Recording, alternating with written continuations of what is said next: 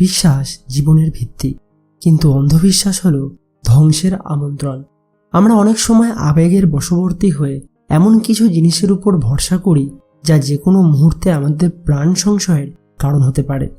আচার্য চাণক্য বলেছেন, নদী, সশস্ত্র ব্যক্তি, নখ ও শিং বিশিষ্ট পশু, নারী এবং রাজ পরিবারের সদস্যদের উপর কখনোই অন্ধবিশ্বাস করা উচিত নয়। চাণক্য এই তালিকাটি করেছেন তাদের স্বভাবের অনিশ্চয়তার উপর ভিত্তি করে। প্রথমত, নদী। নদীর গতিপথ আর স্রোতের গভীরতা মুহূর্তের মধ্যে বদলে যেতে পারে। তাকে শান্ত বলে বিশ্বাস করা মানেই বিপদকে ডেকে আনা। দ্বিতীয়ত, সশস্ত্র ব্যক্তি। যার হাতে অস্ত্র আছে, তার ক্রোধ বা মানসিক ভারসাম্য কখন বিগড়ে যাবে তা আপনি জানেন না। তৃতীয়ত, নখ ও শিং বিশিষ্ট পশু। পশুর প্রবৃত্তি কখন হিংস্র হয়ে উঠবে তার কোনো গ্যারান্টি নেই।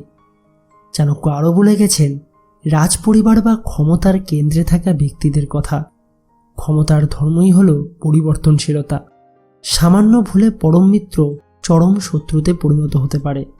আর অবশেষে চাণক্য নারীদের ক্ষেত্রে যে সতর্কতার কথা বলে গেছেন তা মূলত তাদের রহস্যময় প্রবৃত্তি এবং তৎকালীন সমাজ ব্যবস্থার প্রেক্ষাপটে আবেগের বশবর্তী হয়ে গোপন তথ্য ফাঁস না করার এক সাবধান বাণী।